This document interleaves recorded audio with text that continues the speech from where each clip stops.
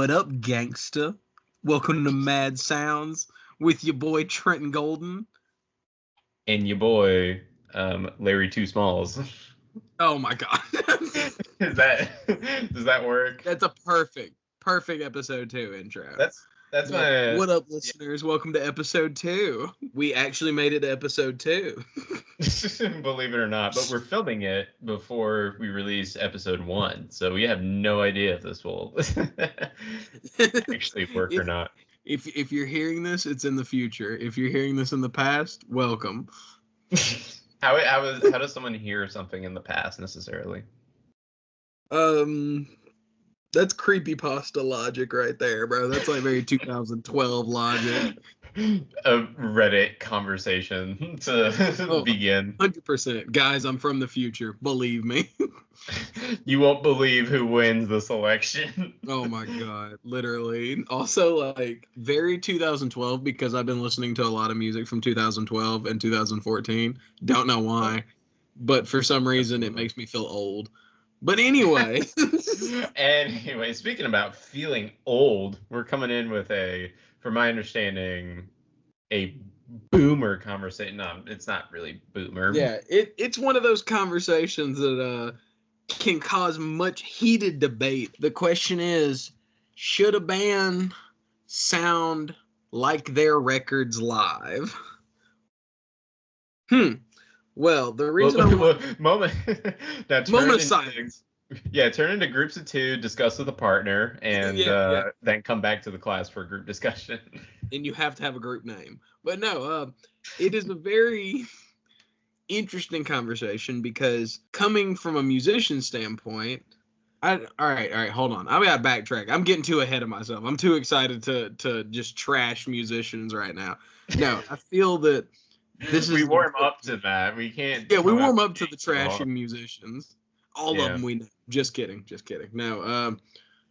So it is a big debate whether people love to either listen to albums at home, in the car, with friends, or go to live concerts. As somebody who plays music, I'm a huge concert goer, but the debate always comes up after seeing a show like, oh, they sound better on their albums, or oh, they sound better live.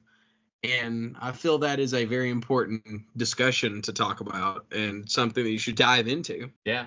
In recent times, it's become much more developed, and there's so many stances that people take, and there's so many variables in play where people are like, well, maybe this and that, but not this. And everyone has a different idea of like what they think a live show would sound like or should sound like versus the actual recording. But I agree with you. I'm just as much as an avid concert goer as I am a musician that actually plays live shows. And I think that when you go to a live show, you're going there because the artist that you are interested in seeing perform, you're supporting them already by going to the show. Yeah, and, exactly. Especially with inflation these days, concert prices are insane. Going to shows is insane. Merch is insane. Just everything is expensive nowadays, especially in the entertainment for a shirt. It's crazy out here. Yeah. Brief aside, send a toe into the mail to get the ticket. You send an arm in for the fees, and then you send the kidney in for the merch. I mean, and then a thumb for the tote bag to carry it all in. Oh God! And then that's before bar fee. Dude, I never get food at shows. Really, I try my hardest to avoid it. You get food poisoning. Is that a true story? Kinda. But I did eat like 10 gas station hot dogs before going to the show, so I think that played a part. Well, I don't recommend that, but I think we can both recommend that you want to go to a live show to experience live music. And in recent times, and I think it's just, I don't want to chalk up everything to the internet and social media, but conversations are much louder now, and I think people are more able to find out whether or not the artist that they're going to go see is worth their time and money. A lot of people are very stingy these days when it comes to what they're willing to pay for, and if concerts are in fact a luxury, we wish they weren't, but they are in some way.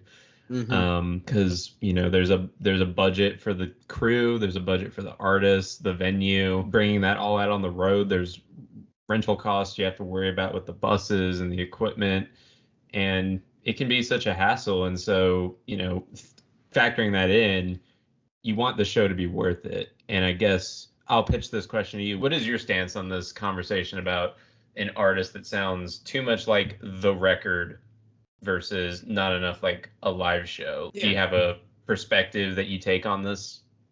Yeah, I being a very huge fan of metal music, whenever I go see a metal band live, I kind of expect the parts that I really enjoy, like this breakdown and this like vocal part and all this, and like I really enjoy those key moments on the records. But when I'm live, sometimes I kind of get lost in the excitement and I forget about those things. But also on the other side of that spectrum, I'm a huge fan of like the Grateful Dead and Widespread Panic, where they're absolutely nothing like their record. Jam bands are great. Like I love that style. So like I have like a weird stance when it comes to should a band sound like their records. I think that there is a middle ground you can take.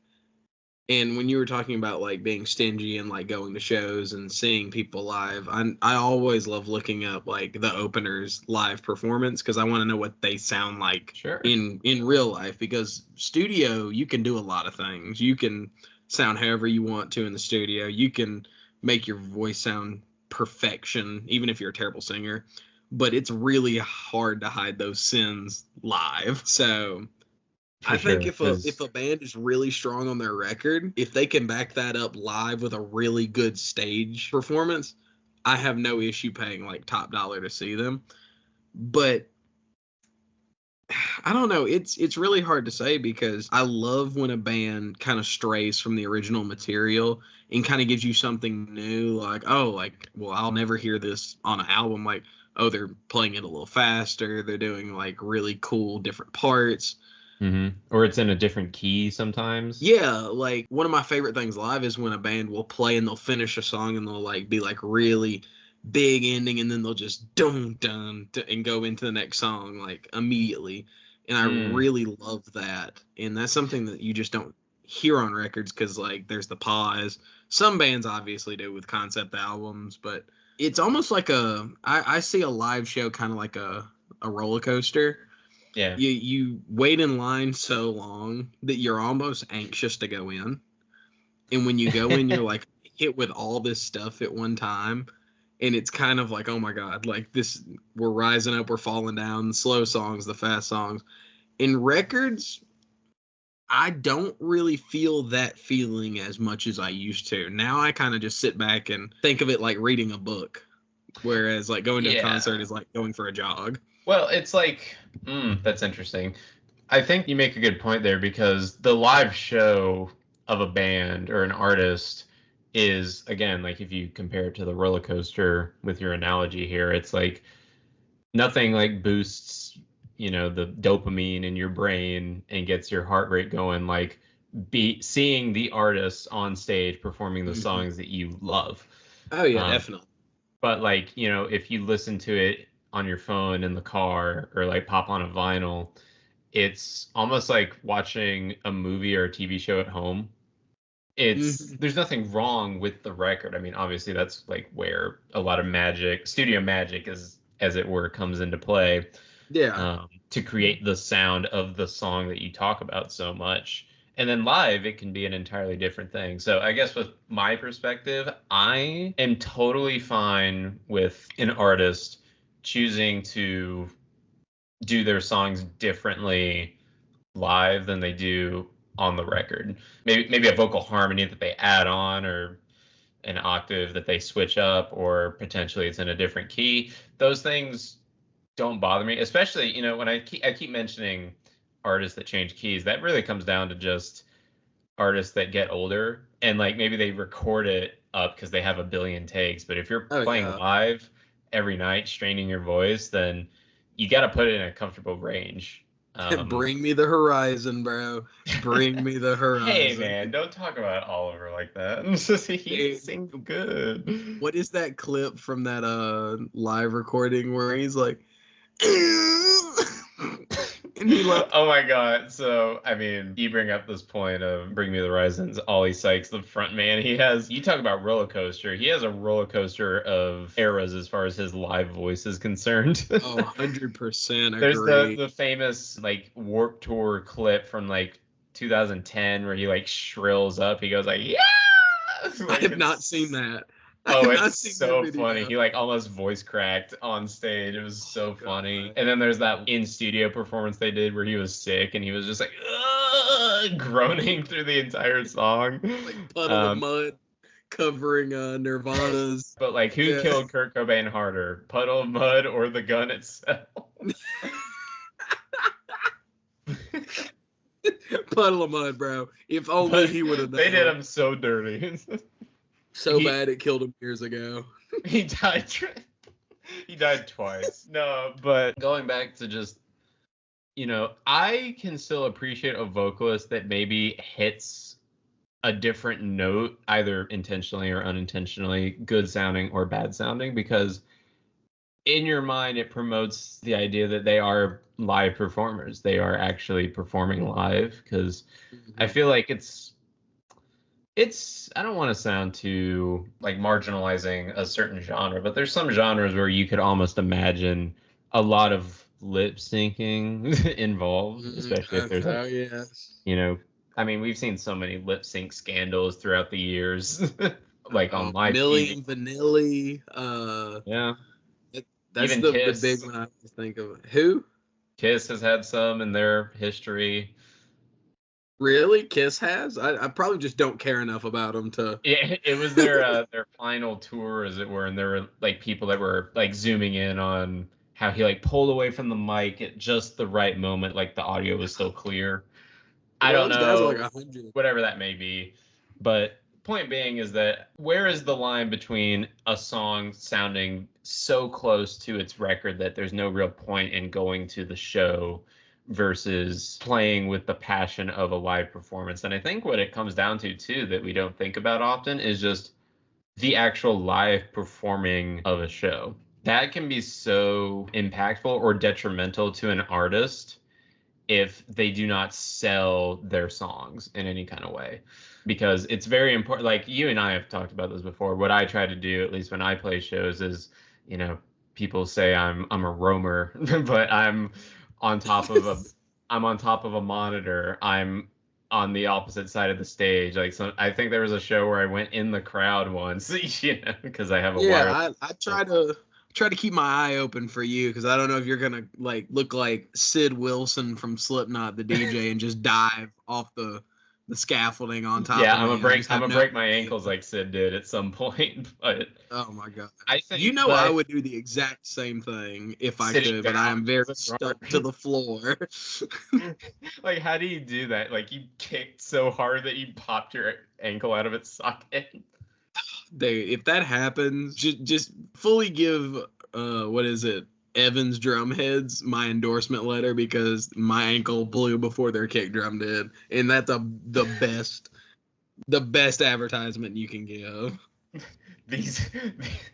These drum heads are so good it'll break your ankles. Some people put leather, like they've been cutting like leather sheets and putting over their kick drums, so it gives them better durability and gives them a good old thud slap. This isn't sound. tech talk. We need to move. We need to. Yeah, this is welcome to Drum Talk. Right. No. Drum dissection, but I think.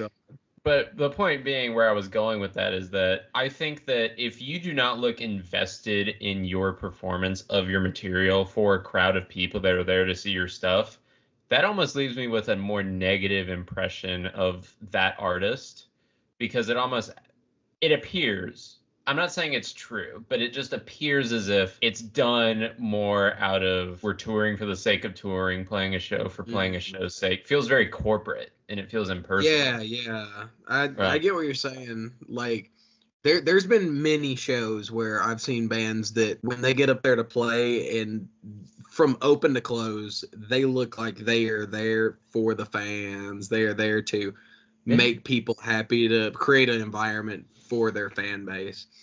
And in the same show, the band before them is just horrific. And I've noticed this with bands that I've seen in the past, where you come out there and you want to have confidence in your product that you're selling, because like if you don't have confidence in it, why should anybody else?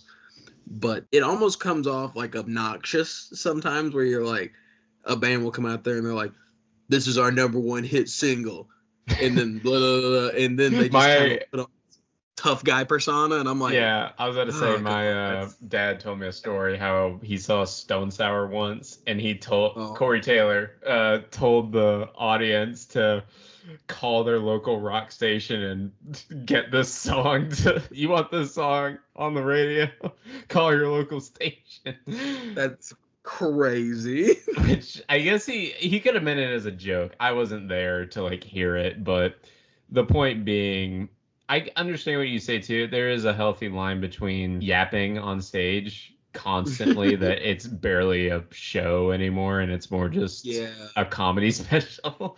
But I also think that you can't play your songs straight through without any kind of gusto or connection with an audience, because it just, again, it feels like a zoo almost at that point. Like, here's our animals behind the glass and we're just looking at them rather than, obviously I'm not implying that zoos need to have open exhibits and people need to go pet lions. But, wait, no.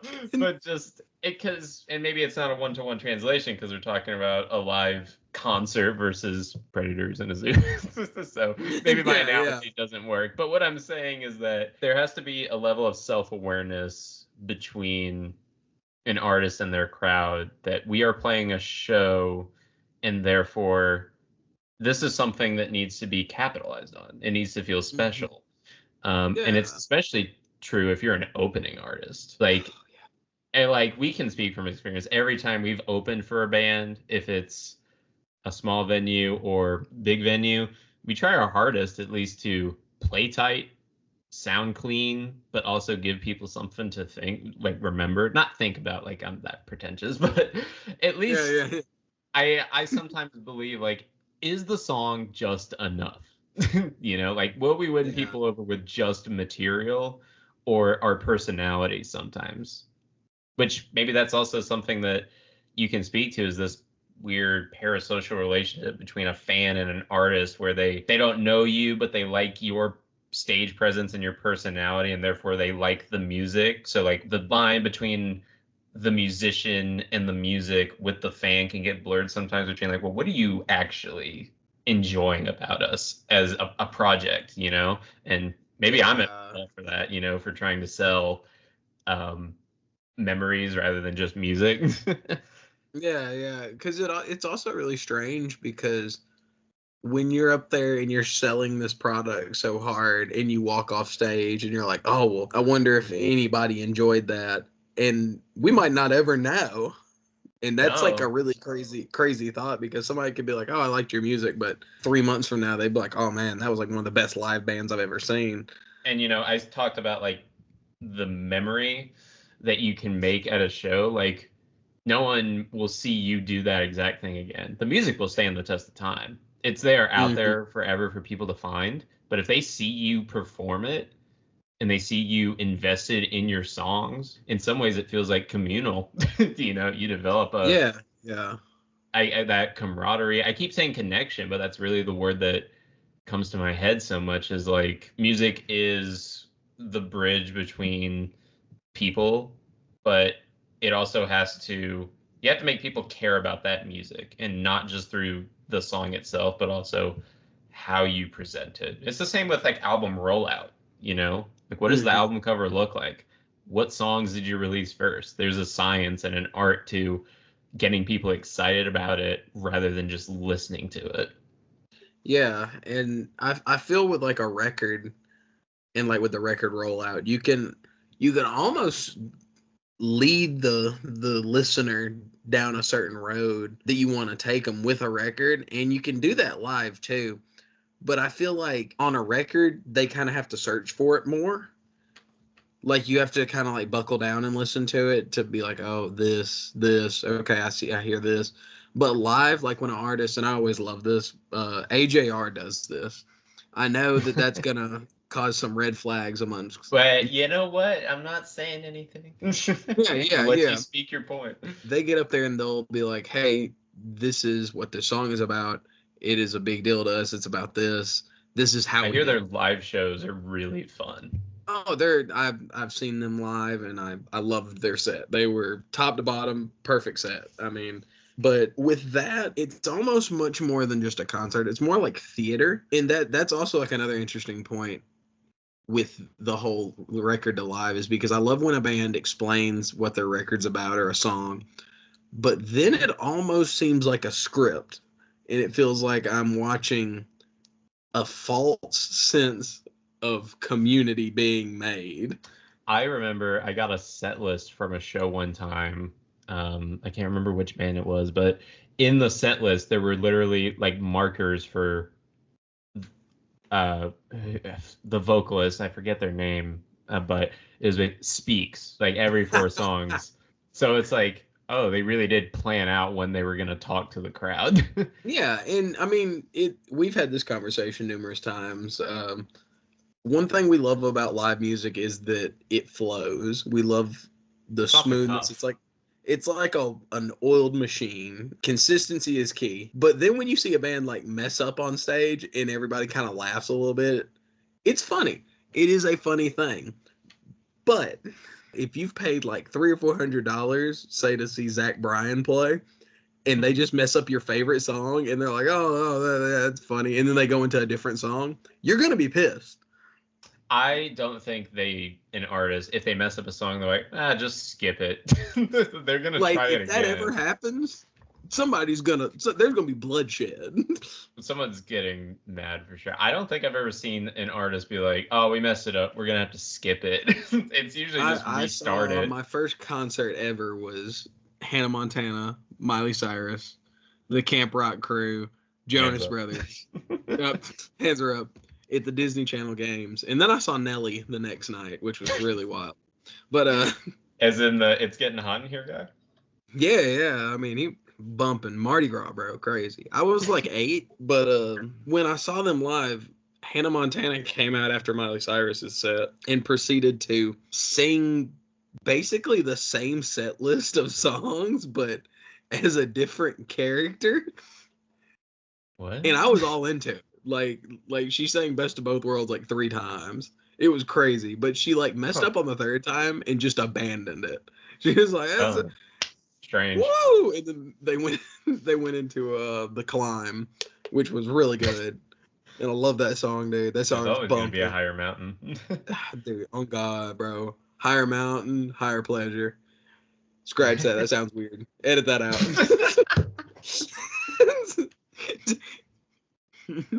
The higher the mountain, the higher. Rewind, when scratch. I was like watching that set, I was like, oh, that's funny. Now that I'm older, I'd be like, what the hell? Like, that's so stupid. But does that also mean that we're just sticklers? Like, we're too nitpicky about these things? 100%. Okay. We made a podcast about music. I think we're pretty nitpicky. That is a fair point. We wouldn't be doing this if we weren't super nitpicky about music. Can you imagine if we were just like top 40 listeners making a podcast about music? It's like, you hear that new SZA song? So good. Dude, the new JoJo Siwa is so good. She's releasing a new single, isn't she? She's released 2 up to this point. I don't know about a 3rd one. Because there's Karma, and then there's what's the next one? The Guilty Pleasure song. We've mentioned JoJo Siwa in both of our episodes at this point. We got to get her on the pod. Dream guest on our podcast. She's gonna be the dream guest on our podcast. And that's the 2nd time I made that joke in 2 episodes. So we've strayed from the path a little much right now. Oh yeah. But that also segues us. JoJo segues us into beautiful into a point about JoJo Siwa's music and a lot of other musicians that we've talked about. Okay. You can't talk about records and live performances without talking about the existence of the backing track. Yeah, I knew this was coming. So Mhm. for those unaware, the Yeah, backing track is essentially when an artist performs to a recorded version of their song, maybe with the vocals in there or maybe not, and they're playing that from an interface somewhere off the side of the stage over the PAs of the venue and proceeding to sing to this backtrack. You find it a lot in hip hop, you find it a lot in pop artists. But now it's also broached into the rock territory. There's a lot of rock musicians that will use like certain production sound effects, or straight up, if a member is out of the band, they'll use that instrument on a computer somewhere. Like, I love Periphery to death, but they have been without a bass player for, I want to say, 2 records now, but they haven't replaced him live. It's just the backtrack on somewhere. Hey, there's a bass player who's like 16 somewhere who's just dying. Dude, he probably like, he's doing the covers on YouTube probably, but they just won't give him a chance because the MacBook is easier, I guess. I'll make this joke only once because it's the only song I know by them. He's got Omega down. He is ready. Yeah, they'll never do it, I don't think. But I don't know. They played Reptile on that song 17 minutes, so. I thought that was the Strokes. Reptilia, but song's way shorter. Edit that out. No, we're keeping that one. That's gold.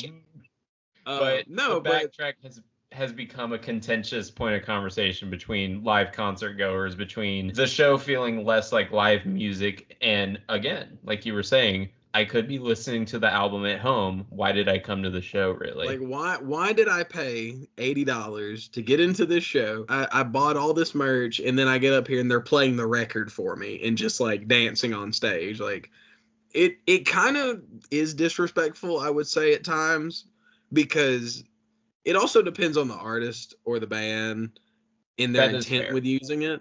Because there is bands like Falling in Reverse. I mean, you can't mention backing tracks in rock music without talking about Falling in Reverse. I feel like there's a lot of bands that use backing tracks. Do they have a specific backtrack image, or? Well, they just use backtracks a lot, and Ronnie Radke's always on social media just wanting to start a fight, and people are always like, "Oh, you use a backtrack," and he's like, "So what, nerd?" It's like he's always combative, and it's just really funny. But he's so defensive. He wrote a song about how people are so sensitive these days, and he's the most sensitive individual on social media in the rock sphere. Insane. And you brought up a good point though with it being used a lot in hip hop, because rappers are like very, very notorious for using a backing track. I've never been to a hip hop show like exclusively. Like, I've seen some artists where their opener is a hip hop artist or a rapper of some kind, and obviously they're using a backing track, and sometimes it works and then sometimes it doesn't. I think a lot of it comes down to energy and flow. Yeah, because like guys like Travis Scott, Playboi Carti, basically just playing their track with pyro on stage. Yeah. And they're like singing into an auto-tune mic. I mean, Travis Scott falling off the stage. Like, yeah, like prime example. And the song's still going in the back while he's like laying out on the ground, which is kind of wild. No, like, whoa, hold the band. It's just Travis. Yeah, for hip hop and rap and R&B, it is very important to use a backing track, because having a band play some of those songs would absolutely work. Insane. Yeah, or even like artists with like heavy amounts of electronic influence, you know, like 21 Pilots is a duo, and a lot of their stuff is very sample and synthesizer and electronic bass. That, I mean, those shows are played with backtracks. The real instruments you hear are the drums, the vocal, the bass, and the piano. That's the only thing. Yeah, and then there's like 300 layers of other things there. Yeah. So you could argue in some way that, oh, well, that doesn't sound like a live show because they're just playing to the same beat that you can get on your phone. There's actually, have you seen the movie Pop Star with Andy Samberg? Yes, I have. Yes, Yes. so good. I love that movie. There's a great, it's highly underrated. If someone doesn't know that movie, check it out. But it's a mockumentary about a pop star, and there's a bit where his DJ is like, "Do you use like any of the keyboards around here?" He's like, "Nah, I use this," and he picks up his phone with like all the audio files on it So to make a good. point about that, how artists just seemingly will pull the stems of their songs and use that as their music. But again, you could argue in some ways that that is robbing you of a live show experience. But what, at least I'm using TOP as an example here, is that they make up for it with incredible showmanship, incredible stage presence, a fantastic live show. It is a amazing show what they put together. Backflips, jumping off pianos, crowd surfing, climbing the tower, you know, just the amount. Teleportation, dude. Like, and again, even though I'm not an AJR fan, they do a lot of fun theatricality in their shows, and I'm sure those are backtracked. So I'm sure there's no live instrumentation there. So it's like, it also comes down to just like what you think about the artist specifically. Yeah. I would say one of my biggest, like, wow, this is like leaning on a crutch. When I saw Judas Priest live, and I love me some Judas Priest now, Painkiller, crazy. There was a part where they called on the original guitarist to play on one of the songs. They had to carry him out. 2 nurses brought him out to play on this sold out stage in Atlanta. And I was like, there's no way this guy's going to be able to play. And all of a sudden, about halfway through the song, everything got a little bit louder and a lot more clean, to put it in redneck terms. So about halfway through the song, they flipped on the backing track.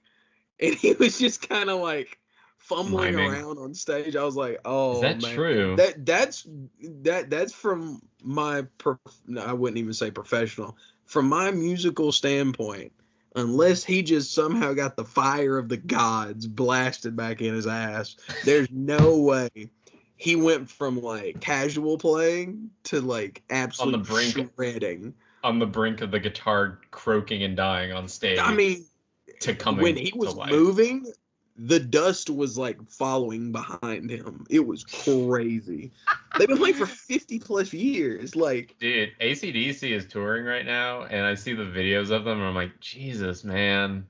Like, dude, every time Angus does the duck walk, bro, it's like shaking an old eraser. It's crazy.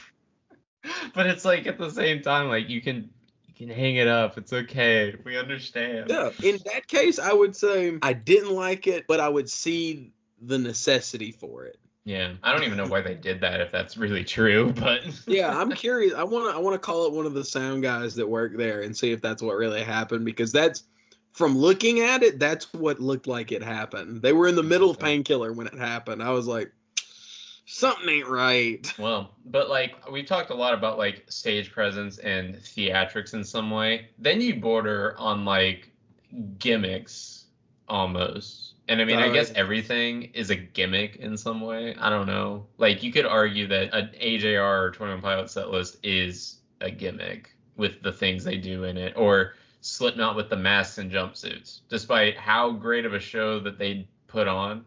Oh, it's a gimmick. Or even, you know, here's another one. Don't shoot me on this. Ice Nine Kills.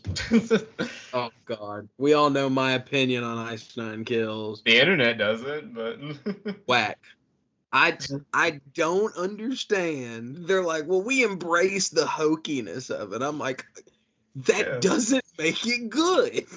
Like, I know black metal bands from Norway that are like, oh, we embrace the old ways. I don't care. Your music is not good. Oh, so it's just strictly... So here's the point, though, is that if you like the music, maybe you're more forgiving of how an artist presents it. Have you ever seen an artist that you love their music, but they disappointed you in a live show setting? Oh, my gosh. Yes. Eric Church, country music artist, I saw, and he looked so angry to be on stage, and he just looked like he was doing it just to say he did it. I saw him at the Pepsi Gulf Coast Jam back in like 2018, and that just like set me off. I didn't even listen to his albums for like a year or so after that, because I was like, this guy just is the biggest douchebag ever. And like, he didn't move from one spot, and I was like, oh, that's awful. And then I saw like a year later that he was like running around stage having the time of his life, and I was like, oh, I just chalked that up to like, oh, he was having. Yeah, he had a bad night. It must have been like a rough tour, like week or something, because that does happen. An artist will be in a bad mood, and you can just feel it. Like, you can just tell when something isn't right on stage. Yeah. And that's the gamble you have with seeing a live show. That's kind of like what makes it this sport almost. Like, your home team might be great. They might be terrible. And why we're even having this.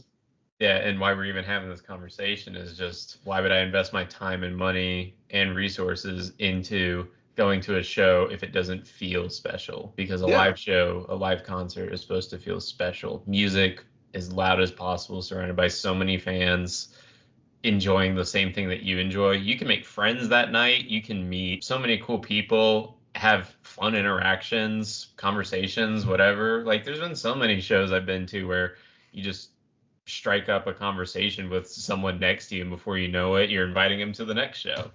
Oh yeah, I mean, I met a guy when I saw Twin Temple play, a very good satanic doo-wop band. They were playing in Atlanta one night. Incredible band, recommended. But I struck up a conversation with this guy named Dylan in front of me, and I now follow him on Instagram. We always maybe shoot a text here or there being like, oh, dude, are you catching this show? Shout out Dylan if you're listening, bro. Good dude. Yeah, absolutely. Like a new King Woman record. Well, I also, I met a dude at a show back in June. I saw the band Queef Jerky. It's a real band name. Oh my God.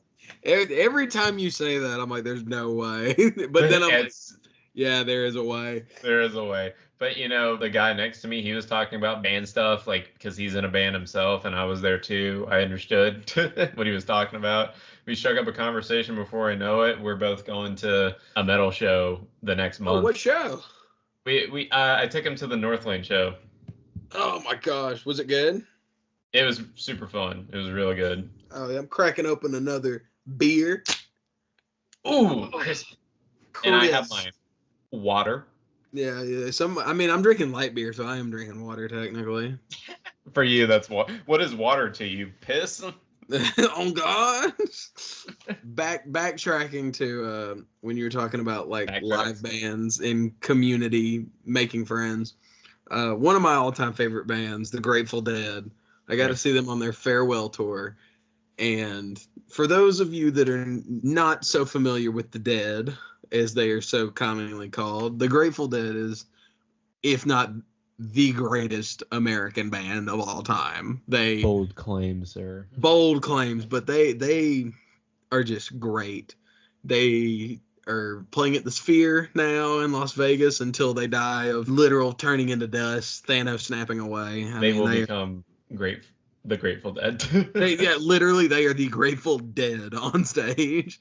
R.I.P. to the members already lost. And my hat's off to all the surviving members at this point. I mean, that's a legacy of a band right there. Jerry, I can't remember anybody else who's dead. I'm sure. I mean, there's a lot of them. But anyway, when you go see a Dead show, there is this thing called a lot party where everybody just sells tie-dye shirts, arts and crafts, paintings, in CDs, bootlegs of anything, and it's all about just meeting people who are into the same stuff you're into. It's like a convention almost. Yeah, and I saw this shirt one time at a concert, and I always think about it whenever I talk about like a band or an artist with somebody who have similar tastes. It's like, music is my church. And it's like that. I mean, that's a good point. Like that shirt has some merit, because what is church to some people? You go once a week, you're surrounded by people who are like-minded, people who believe what you believe, like the same stuff as you normally. And that's no different than a concert, honestly. Like, I'm not trying to. I see where you're going with this. to music. Like, don't get it twisted. I'm not comparing the two. I'm just saying that they have very similar themes. Jerry Garcia is God. That's what I just heard. yeah, they literally believe that. Like, they're deadheads that believe Jerry Garcia was a patron saint and a prophet. He's a prophet, dude. He was a good guitarist. Don't shoot me, please. I know I'll wear a Dead shirt, but don't shoot me if I'm out here being like, yeah, Jerry's all right. I'm just saying. Okay, yeah. Yeah, but when you go to those live shows, they'll play a song that you know that's a 6-minute track. They'll play it for 35 minutes. Crazy. But the whole point to the Dead playing live is to build a atmosphere for like-minded people to be themselves. It's a party. It really is. It is a lot party. And the reason that band started was because they were doing LSD experiments in the 60s in California. Yeah, they still are in the 60s. And at these parties where people were trying LSD, they had no music. So Bob Weir, Jerry Garcia, and a few others were like, why don't we just play music at it? And they would take LSD and just play their instruments. Whether it was good, whether it was bad, that was up for interpretation. But that's what live music kind of is. It's kind of like a social experiment of like-minded people just enjoying the same thing. And I would agree too. Like, that is, it feels like, again, not to be like sentimental or cheesy about it, but it does feel special in a way for thousands of people that like the same thing you do to all say, yes, we're excited to go to this show. We're all here together to have some fun and have a good time, feel safe around each other, comfortable, whatever. That's another conversation I could have, is the weird concert goers that you have sometimes, because there's some people there, it's like, do you even know this band? You know what I mean? They're wearing a shirt and they're like, I don't know who they are, but they're good. I'm like, oh no. I just mean like people that you look at them and they just don't look like they're enjoying themselves, and it's like, why are you here? yeah, like, who drug you here? Like, weird show patrons sometimes is all I'll say, and that's a conversation for a different time. But definitely, because I could ramble about that one. Point being, I think we keep harping on the idea of like what live music is, and really it is different from a record. Mm-hmm. And I've noticed, at least in the last, maybe like 5-ish, maybe years or so, a large amount of musicians, like big and small, almost forego like the live show experience as far as engaging with a crowd and taking advantage of segueing songs in a unique way, or performing with as much excitement as, I mean, sometimes like the crowd is more excited for the songs than the people on stage, you know? Oh yeah. What I really mean by that is I've noticed like a lot less almost enthusiasm out of artists than I'm used to, or at least what I came to know. Because like, I mean, I've been going to shows for over 10 years at this point. I just remember artists could like talk to the crowd for like a minute half or something. Nowadays, you're lucky if they even tell you a joke. Yeah. I mean, and you know, whether or not they actually are invested or not invested, that's not up to me, and I don't want to put that out there and like call out any names of like artists like, oh, they don't care about playing shows. You know, that's not what I'm trying to say. Mm-hmm. I'm just saying that I feel like sometimes it can look a little passionless to just rip through a bunch of songs in a row without much care for the show experience, which that truly feels like putting an album on or putting a band's music on shuffle and just listening at home. Yeah, I would agree with that. I would say when it comes to listening to a record, the part that I love about listening to vinyl or just music in the car is it's kind of like, you know, when you put on a movie that you've seen like 100 times and you're like, sure, I know everything about this. I know the quirks. I know the parts where like, oh, this happens. It almost becomes like a routine comfort food. Or like a show that you see a whole bunch because it follows familiar beats and it has characters that you enjoy. Yeah, it's like a safe space almost. Like Mhm. I would say. And I love that about a record. When a record can like capture me and I can listen to it and like have a comforting feeling of like, Yeah. yeah, I like this. I can get lost in That it. I can think yeah. about it. I can resonate with it, hear things, pull it apart even, just Yeah, cuz and you'll agree to this as somebody who is a very very invested in music person as we are. Sometimes you don't want to go see a band live. Sometimes you just want to like relax at home and listen to music. oh dude, yeah. I'll, sit here sometimes and just like be working on my computer and then I'll just throw on one of these records and occasionally I have to get up, flip it, whatever. Yeah. And that's an experience in its own to listen to a vinyl because of the art of the physical media itself, or just in a car with the CD, just letting it play while you drive. I understand like the routine of like, oh, I'm gonna listen to this out because like again, the album cannot be changed after the fact. Like it's Yeah, out, the it's music. set in stone. Yeah, the music is what it's going to be as it came out. Which you don't think about sometimes. It's just like, man, like this song is concrete. you know, that's why people get so fascinated about like remixes and different versions of songs, demos, prior versions of songs. Is like, but what did it sound like before? Like, what was I it? know when you said versions, I was like, I ain't going there. I ain't gonna go there. What are you doing? What are you doing? No, we're gonna do a dedicated episode possibly to that. Oh, I know exactly what you're talking about. I know Uh, what. you're just gonna have to hear me yap about, oh yeah, this sucks. This is so bad. I'll hold you Yep, yep, to yep, it. yep, yep. Yeah, beep, beep, beep, beep, beep. I'll hold you to it. I'll hold you to it. Anywho, But a live show, like let's say you're fortunate enough or you are capable enough to go to a show for a band that you really love, that's like a once in a lifetime moment right there. Is that hmm show at that venue at that time, that day, it happens in that moment and it will never happen again. The songs are always going to be there to listen to on an album.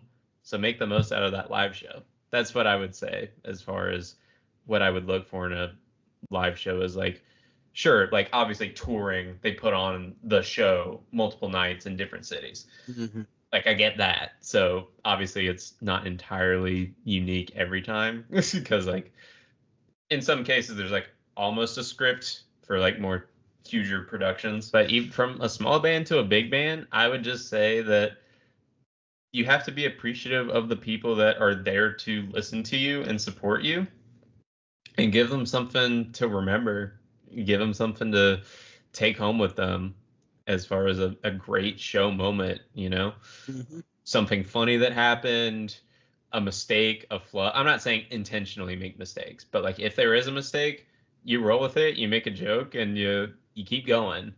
Yeah, Or yeah. Trucking. yeah, exactly. If I think the most forgettable shows are the ones that here's my apt comparison is that I've often said that like one of, if not the greatest sin of art would be for it to just say nothing and do nothing. It doesn't move you in any kind of way. You just accept it and go, yeah, and that's it. I would say that that's the worst thing that can happen in a concert is you can be like, it was fun, it was fine, and then you Yeah, don't sit on it, you don't think about it. There was nothing that particularly grabbed you about it. yeah, yeah. That's a really good point. Yeah. Huh. Interesting. Yeah, I never sure, thought that deep into it. all the songs are being played, but if you don't feel the song or if you don't see the song, like it becomes, and I know that people are probably going to be like, again, this is uber critical and it sounds like we're just complaining, but as concert goers, we want the shows that we go to. And how about this? We go to a lot of shows, or at least we try to, as much as we can. Mhm. So we see differences between like, oh, this was like one of my top shows of the year, which means that there's inevitably a list of all the shows you saw that year. Why do Oh some yes. fall lower than others? Is because the energy that you felt, the performance that they gave, the hmm the moments that were created because of that show that you'll never forget. I talked last week about when I saw Architects for the first time, my one and only time actually. I'll never forget that show. It was impactful, not just because the crowd was intense, but also because they performed to their heart's content. It was passionate. It was heartfelt. It was, again, you can't really put a number on that. if you put a number on a show, it feels almost like to get lost, you got to get lost in that moment. And to not get that, I feel like you got robbed out of a great show experience. Oh, 100%. Like, and this is also connected with you, Lars, yourself. But when we saw Issues, me and Lars had a bonding trip and went and saw the incredible metalcore, if so dare call it, band Issues. Gent pop, whatever. You call it gent pop? I don't know. I call them just the band. Point being, the Issues. Band. They were ending, and they were playing Atlanta, one of their final 2 shows ever, and we were at the show. And you continue. Every single song was played with so much passion and so much just like heart that they could have ended the set after one song and the crowd would have been fine. In some ways, it would have left you wanting more too. Yeah, like every single song, they would just like pound it so hard, which is gonna be clipped, and I really hope it isn't clipped out of context. But they would play those songs like they're never gonna play them again, which in theory they're not, but they really played them. But given how they performed, you're like, damn, do y'all want to hang it up? Y'all looked like you were loving it, you know? It was a sold out crowd, and the crowd was so involved. Every single song, everybody knew every single word. Yeah. I mean, it was just like, it was a hometown show, you know, in theory, and it's like one of the last ones, so maybe that also helped, you know, repping your home team. Yeah. But simultaneously, they were genuinely fantastic that night. Oh my god! I mean, it by far, in my opinion, one of 3, which I'm ranking again, like you're talking about. Perfect live sets. Like everything was. The mix was there. The performance was there. And they're selling the live shows on vinyl, correct? Just the actual, like, their final performance. Okay, so the actual final. Yeah. You can listen to that live record, and you can still feel the excitement. Yeah. But at the same time, when you're in that room, it gives me chills thinking about it. But when you're in that room and the lights go out, I mean, it's like, you know, the band's about to take the stage. You know that we ain't leaving until somebody's in an ambulance. Like, I don't know about that, but you ain't leaving until they leave, and hopefully they leave you with something to marinate on for a while, like a nice juicy pork. Let that marinate. Like a nice steak, medium rare steak. Oh, dude, I like my steak blue. I like the cow tag still in it. but anyway, bloody as hell. And this is a point that I wanted to kind of segue into from that. Yeah. There are some people, and this is just life.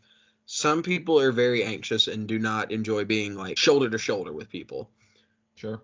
Which is like, especially in a general admission room sometimes. Yeah, like it can be overwhelming, like being in the middle of like a barricade with like hundreds of people pushing up on you.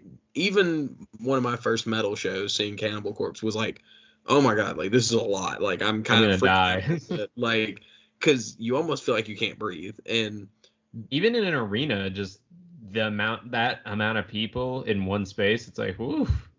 Yeah, and at times like that, I'm like 100% like people who are like, I'm not really concert people. That's why I'm never like judgmental about that, is because I mean, absolutely not. Absolutely it's not. Definitely not everybody's cup of tea. And I know me and you talk about like, oh, well, the live performance is the best. Like you got to go see live music. But I will never guilt trip anyone into you need to see the show because you have to or whatever. Yeah, like that's what I love about music and the music community is like most of the time people are very understanding of like any kind of issue you have with anything. Everybody's there for each other. Like if somebody circumstances, you just can't pay for a ticket sometimes. Yeah, like I mean, one of my favorite things about live performance is that everybody's like looking out for each other. Like obviously you're gonna run into some people that are not, but most of the time everybody's there to have a good time. They look out for each other. So whenever somebody's like, "Oh, well, I'm just scared of like going to a metal show because I hear they're dangerous," I'm like, "Yeah, I mean, obviously it can be kind of dangerous just going out anyway, but everybody there is there to pretty much look out for each other." Mm-hmm. And I totally understand people who are like, "Well, I never like to go see live music. I'd rather sit at home and listen to it on my radio." And hey, all the power to you. Oh, dude. Yeah, exactly. There's no right or wrong way. There's no right or wrong way to enjoy music. I think that's going to be a running consistent theme on the show, and I'll always preach it, is that enjoy it how you want to enjoy it. If it's on the radio or if it's at a live show, nothing will make you less of a fan. Oh yeah, for the art that you like. Yeah, having a bad memory attached to something you love is like the worst. Yeah, exactly. That can cause such a stigma in yourself. I think that's like a really good point you made. There's like no wrong way to do it. And I think that's kind of like the big answer to, does the record need to sound like the live performance? And honestly, doesn't really matter. No, I think so. Like, to sum that up, like I've been, like I was thinking about this too, is that like I've seen like a number of shows this year where like the actual music, like the production of it, like so, in my opinion, inferior to how they sound live. Mm-hmm. I just saw Glass Animals last week, and they're a very production heavy band, at least on their recordings, that when I saw the show, I was so impressed by how wow, these songs sound great live with the live instrumentation, that I almost wish that this is how they track their music. Is in that live, like raw setting. Obviously, the production can be different from the live show, like we're talking about. It depends. People have preferences too, but I think a live show can enhance the like, wow, this song sounded bitching through a PA instead of on my AirPods or whatever. Yeah, no way you just said bitching in this context. That's great. I'm so sorry. That's so good. Yo, that's gnarly, dude. Dude, that was fucking grisly. The only time I hang 10 is on my op's throat. Oh man, this reminds me of like Call of Duty Xbox live chat days, but oh my god. Overall, I think like with backtracks and how a song sounds live versus on the record, it doesn't so much matter how well, like obviously we're not even factoring if you just play it sloppy, Yeah. Because, well, obviously that's inferior. Like yeah, if you can't play your songs live, don't play them live. Right, exactly. But like we're not even considering that. But what I think a lot of it comes down to, like, I'm fine with a backtrack. I'm fine with different instrumentation, different vocal inflections, flubs, all that type of stuff. A decent amount of flubs, but not like insane, like you just can't play type stuff. Everybody gets one. Right. As long as the show and the performance makes it worth it. That's where I stand on it. Yeah. Because that may be the only chance you get to see a particular artist.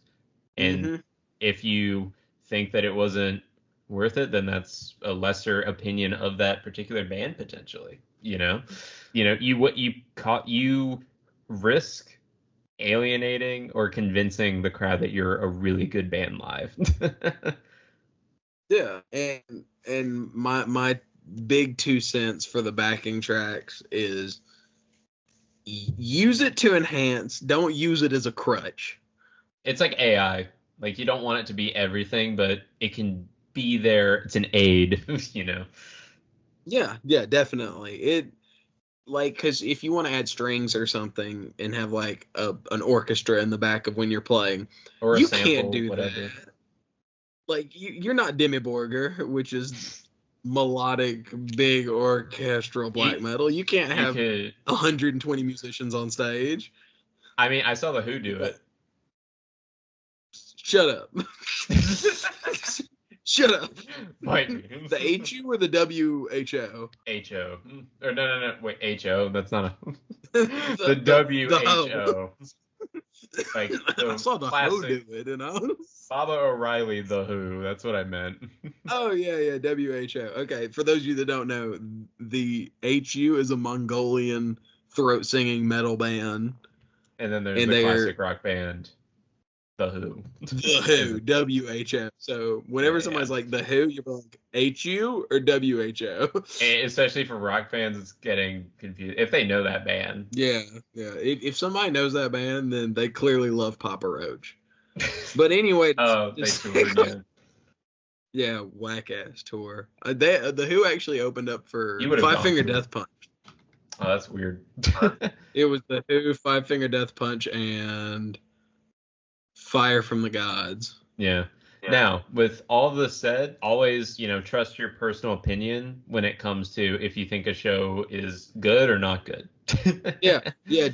We talk a lot, but do not trust others' opinion on what you like. This is just a discourse between us two dudes, and we're not even a fraction of majority opinion could be, We are just a chicken on the farm of life. And it's a pretty big farm. So damn right. This is just our takes on it. But with that, we've talked a little bit about shows we've seen this year, bands we've seen this year, which means that it is halfway through 2024, and there's been a lot of music that has come out. Have you, music comes out? It indeed does come out. This is our brilliant way of transitioning into our next segment, which is going to be in our personal opinions, our top 5 albums of the year thus far in 2024. So basically what's going to happen here is Trenton will share his list. I will share my list. We can go back and forth on these particular albums if we so choose. He'll say one, I'll say one, so on and so forth until we hit our collective top 5. Trenton, do you have any honorable mentions before we get into the list proper? Honorable mentions for me will be Kubla Khan's newest album coming out, Khan is King, which I think will all automatically be number 1 for me because I'm a huge Kubla Khan fan. Brutal beatdown out of Sherma, Texas. I mean, the boys never disappoint. Second honorable mention, I will have to say it can't be anybody but my girl Sabrina Carpenter coming out with her. What are you laughing at? But anyway, her new album Short and Sweet is gonna be in my top 5. I know because I love me some Sabrina Carpenter. Please, please, please has been on repeat.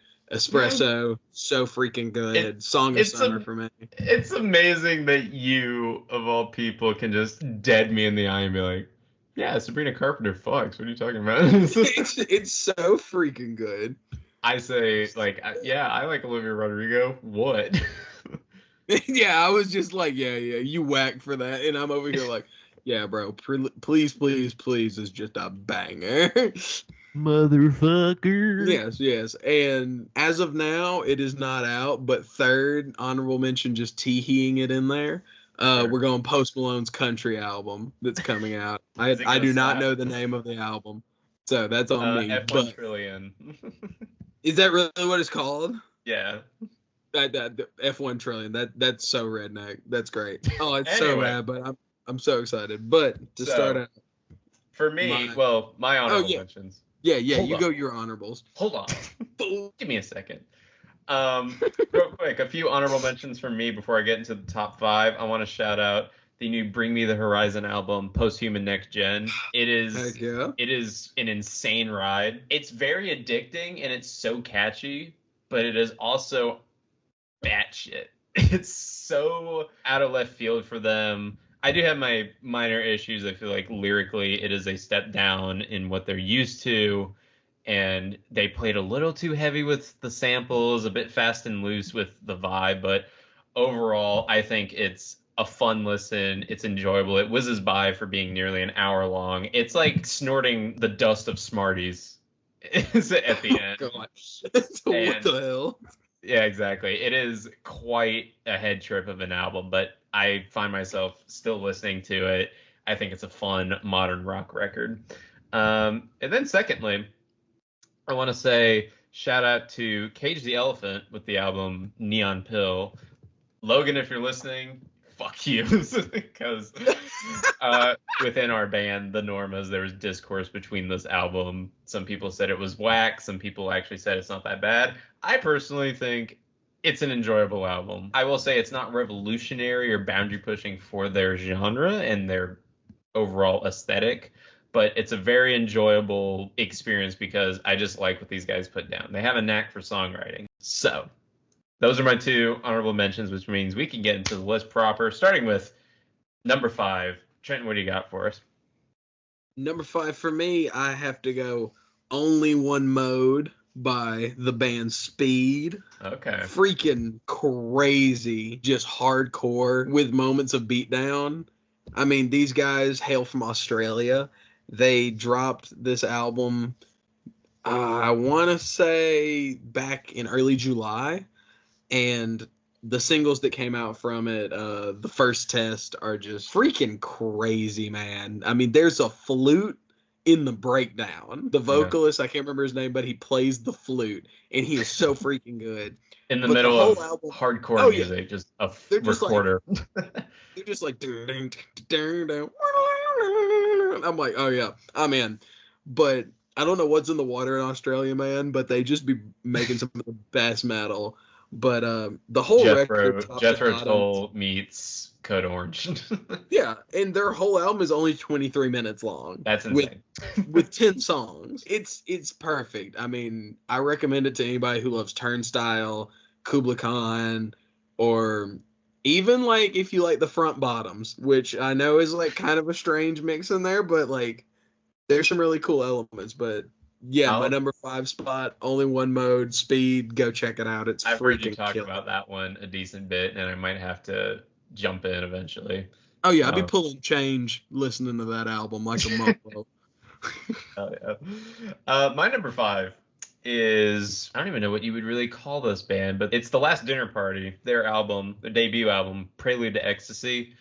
You may have heard this band trend this year or actually last year, I should say, on TikTok. Their song Nothing Matters, which I think is a great song, but there's so much more that this album has to offer besides that. It was a very creative effort. It's like art rock with like string arrangements, but also like gothic guitars, like very ethereal vocals too. It's such an interesting blend. I haven't heard anything.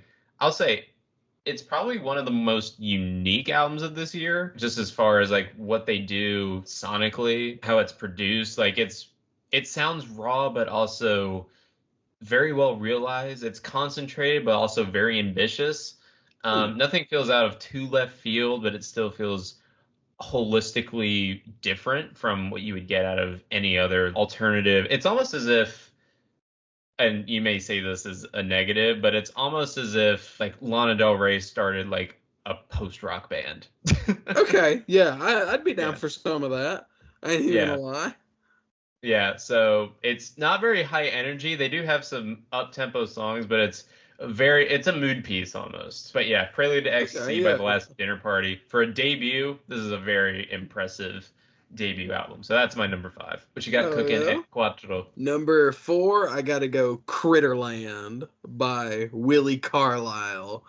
Ooh. Freaking incredible album. One of the best album covers in years. It just has basically a crucified possum on it with a bunch of stuff happening around it. Oh god, that sounds so Texas. Oh yeah. Willie Carlisle, really, really good artist. I mean, kind of folk. I mean, I would say traditional folk with singer-songwriter and also like sea shanty elements, because a couple of tracks off of the album Critterland is almost just spoken word. He plays animal bones. He just taps them together. I fell in love with his music since his EPs back in the day with Tulsa's Last Magician and Cheap Cocaine.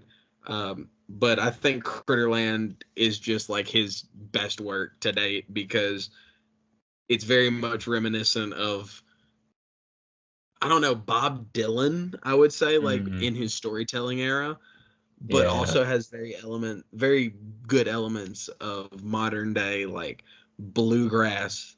It sounds like a very earnest record. Yeah. This record I love because it's very honest and it is very quirky. If you're fans of like the official Bard of Baldwin County, shout out AJJ. Yeah, shout out the Bard. But if you're fans of like the Bard of Baldwin County, AJJ, Ivy and the Strange Band, you will love this record. I recommend the song Critterland off of it. Also, The Money Grows on Trees, which is just 9 minutes long of telling the story about moonshining in the South. Incredible record. There's no words to describe this record. It is a unique piece that I think everybody should listen to. So I would go check out Critterland. Willie Carlisle, freaking great album. Cheers for Willie, man. At my number 4, I'm picking the I Don't Know How, But They Found Me in their album Gloom Division. This is an... What a name. I was just like, wait, what?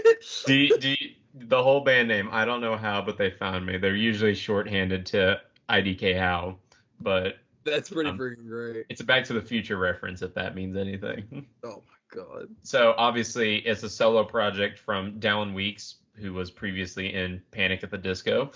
And I would say that if you like old school raw Panic at the Disco era, not the super poppy stuff that they had in the late era, this is pretty good. I would say I'm not much of a Panic fan, but I really like I Don't Know How. It's just a lot of fun. I was surprised how much I really enjoyed this album. I wasn't expecting much from it.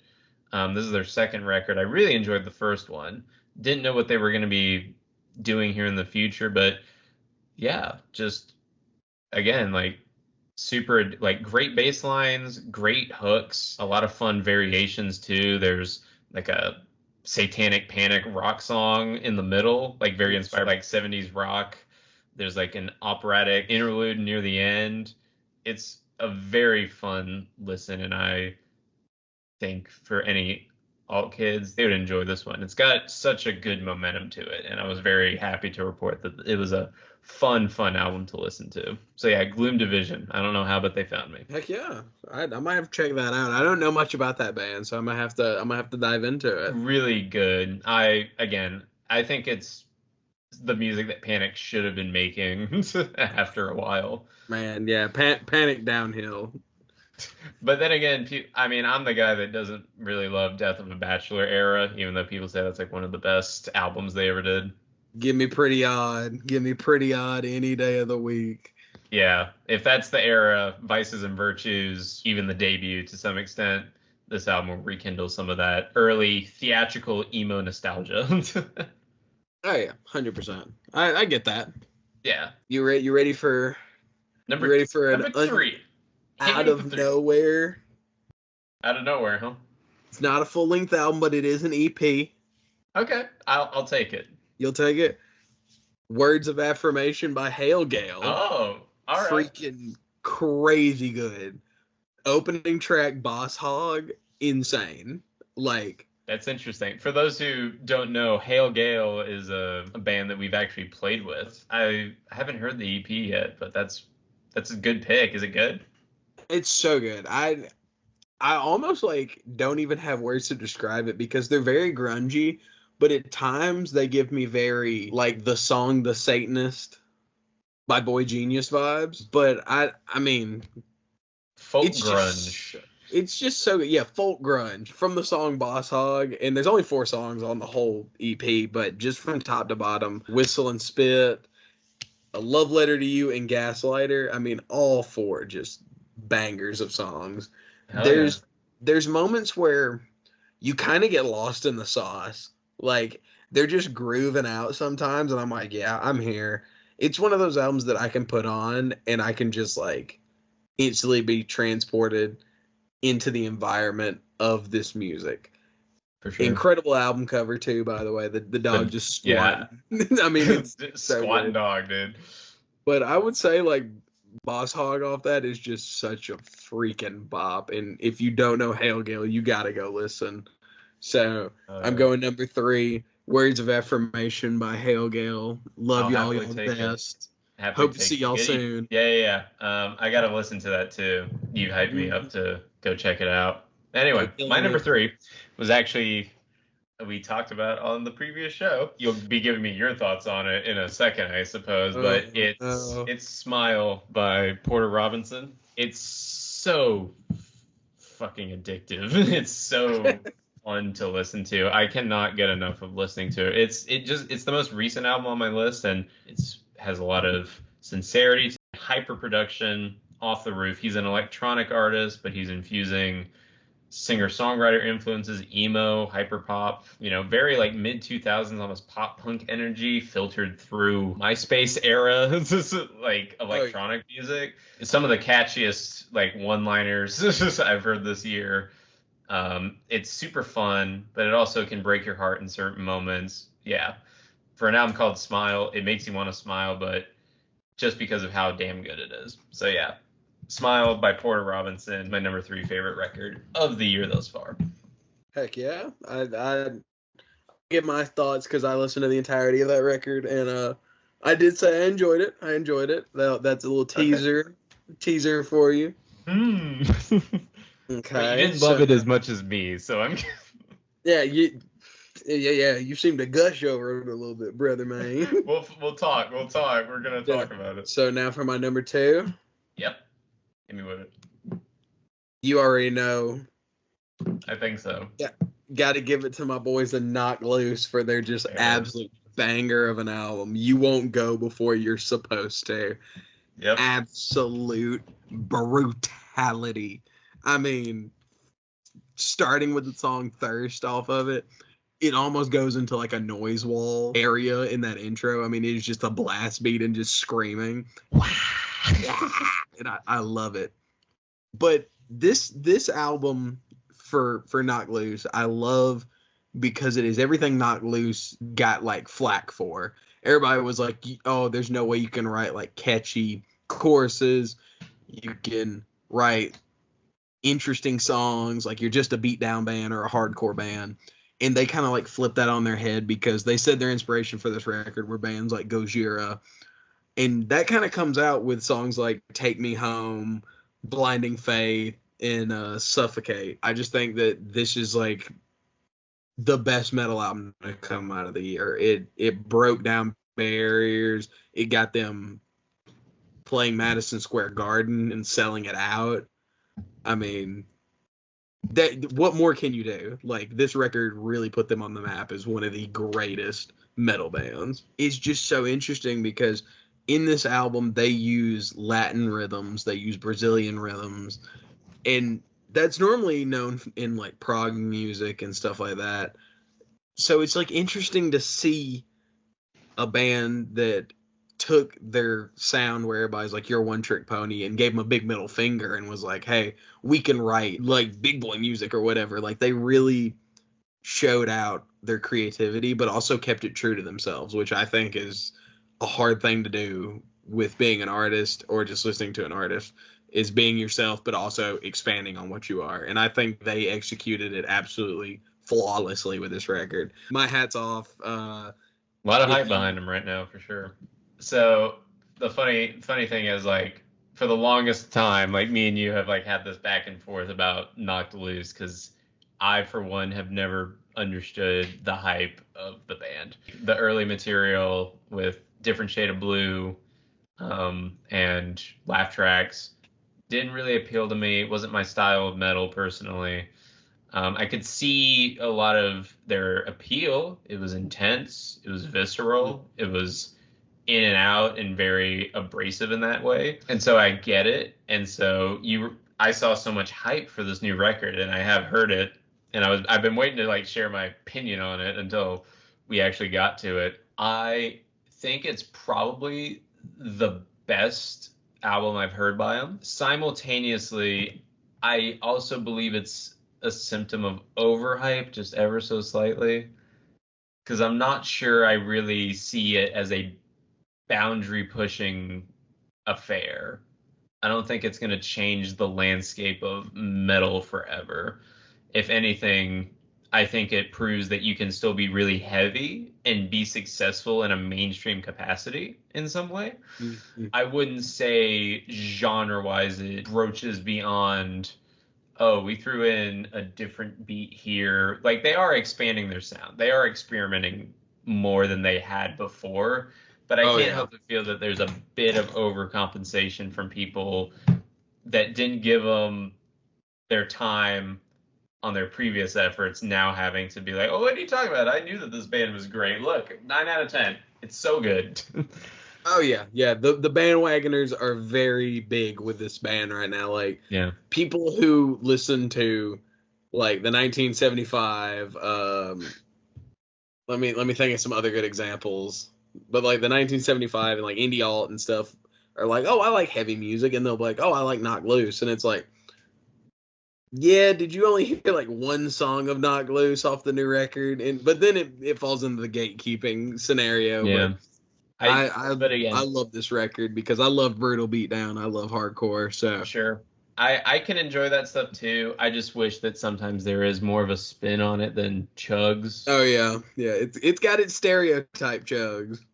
Yeah, and those are the moments where I listen to it and then I think about when people say it's a revolutionary metal record for this decade, and I'm like, I mean, you wonder, like, maybe in the future this will be looked back on as a classic, but I think it's a really good I Hate the World and I'm Stuck in Traffic album. Yeah, I get that. I get that completely. It goes in and out within its 27 minutes. It's I think, honestly, the length of it saves it from me disliking it. If it was maybe any longer, I might outright dislike it. But in its current state as it is, I think it's, well, current state, like it's going to change, but like as the album is, I do enjoy it. I do just believe that people are glazing a bit too hard for it is all. Oh, yeah. This is one of those records that falls into that category of overhype. But yeah, from their older work, which I always compare this album to their other albums and EPs, like, they're starting to grow in a more creative sense, which I'm all for it. And now on to you, brother man. Yeah. So my number 2 album of the year is a bit of an interesting story, because the first time I heard this album, I was very unsure about it. I was very conflicted. I wasn't sure what to think. And then over time, I gave it repeated listens. I grew to appreciate what it was more than what I thought it was going to be. I gotta go with the new 21 Pilots album, Clancy, at number 2. Okay. Yeah. Interesting. This, when I first, based on the singles and what I thought the album was going to be, initially I was very let down. I thought it treaded water. I thought it was lackluster. I thought it was, for lack of a better word, underbaked, undercooked. But as I sat with it and began to take it for what it was and listen over and over again, and this is a good case point that the more you listen to something, you can actually love it more. First impressions are not everything. Yes. That this was an album that really showed its true colors on repeat listens, production flourishes, vocal layering, songwriting. It's an album that it pulls like a trick of the hat, because like T.O.P. is one of my favorite bands of all time, and they've always blended genres together like so effortlessly that you don't even know like really what you would call them. It's hard to explain, really. It's kind of become an inside joke. They're like, what is this band? And this one was, I agree. This one was a left field the first time I heard it, because I thought after their previous album, which I was not a fan of, that this one would be a true return to form, but they really never have a true return to form. Like, what even is their form? They don't play inside of a box necessarily, and I had to accept what this album's box was that they were going to play in. This much more alt rock, very direct lyrically, raw instrumentation, And also semi upbeat while maintaining their dark lyricism. And over time, I've become so fond of it. And while I would say it's near the upper echelon of my favorite albums by the band, I still prefer the likes of Trench, even Blurryface and Vessel. I still think it's a very solid album by one of the brightest newer bands of this century as far as modern alternative goes. It doesn't feel gimmicky, it doesn't feel cliche, it doesn't feel wishy-washy. It knows what it wants to be, despite also not knowing what it wants to be, ironically enough. But overall, Clancy by T.O.P. is a case study in not letting your first impressions and expectations get in the way of what an album is. So yeah, very excited with this album, and I think it's a step in a appropriate direction to rebound from the last record. Oh yes, I remember me and you texting back and forth almost every day about this album when the singles were coming out. We were like, oh my gosh, like, oh, it's coming out tomorrow. Oh, it's coming out tonight. Like we were excited. And I will say, like, from when I listened to what is it, Overcompensate for the first time, I was like, this is good. I was like, I'm here for this. I was like, this is the 21 Pilots I like, because like you, Scaled and Icy was not my cup of tea. I was like, this is not that good, and everybody was like, oh well, it's a concept. I'm like, like a concept does not make an album necessarily. Yeah, because like in that case, then musical albums are like absolute groundbreaking. But like the more I go back and listen to Scaled and Icy, I'm like, okay, I mean, it's good. Like it has its moments, but it doesn't know exactly what it wants. It wants to color outside the lines, but it really just settled for putting a lot of colors into one box. Yeah, and I feel with this record, I agree with you that like it's like a step in a better direction. Cause like I really enjoyed this record, but at the same time I have no idea. Like the first time I listened to it all the way through, I was like, I have no idea what to think. I am so lost and so confused. And I think this is like their grower album, you know? At least when I listen to Blurryface and Trench, like those hit me immediately, like damn, like, you know. Dude, Vessel was a bop, but when Blurryface came out, all the indie girls had to fit, bro. All of them showed up looking like Tyler Joseph, and I was very confused. Red beanies and trench coats, let's go. Dude, oh God, all the red beanies were sold out at every store because of that album. Yeah, no, I would say like songs like Lavish and stuff off this new album are just weird. Yeah.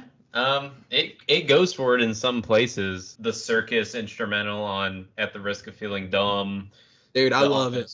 I love the Circus instrumental. Yeah, the super wide synth palette on Paladin, the trap influence on Routines in the Night. Dude, I thought I had skipped to a different album. Every song I thought I had accidentally queued up a different album. Right. And in some ways, like, again, it sounds like it shouldn't work, and I think it didn't when I first heard it, but the more I have listened to it, the more I see what it's going for. And for that, I truly appreciate it. I do think it doesn't lean up against those earlier albums, and I will say I'm missing a bit of what I appreciate about was like their emotional resonance in their songs. Yeah, I get what you're saying. There's some not a lot of these songs like hit me in the way like, damn, like that hurts, you know. There's a lot of fun moments on this album. Midwest Indigo, Lavish again. Even though I think Lavish sucks personally, I don't like that song at all. Yeah, I would say Lavish is the weaker song on it, but like when I heard Snapback for the first time, I was like, what? Huh? I was like, what? What? It was almost like lo-fi almost. I didn't know how to. Yeah, I was like, this is something. Yeah, this exists. And it's like the strings are like very Britpop almost on Vignette. It's like a melding pot of like everything that they've tried almost is what it felt like at times. And then broaching into new stuff like Next Semester is super punk rock. Next Semester might be my favorite song off that album, honestly. It's up there for sure. Yeah. But yeah, great record. Yeah, it's against the great record. Great record. I think it's exactly what the album art, which I used to hate, but now I kind of think is all right. It's explosive, but it's also very grungy. It's a scrapbooky in a way. It feels like an amalgamation of a lot of different things that they're going for, but somehow it paints a very interesting, jagged picture. So yeah, Clancy by 21 Pilots, strong effort by the boys, which leads us to Trenton Golden, your number one record, and I have a feeling I know what it's gonna be. Number one, $10 Cowboy by Charlie Crockett, boy. Oh my God. I love Charlie Crockett as a musician. He is so good. And I loved his stuff from like Saturday Satan. That's how I got to Memphis. The Man from Waco album. I mean, the guy never misses, but he really kind of like stripped back and went to his roots for this album.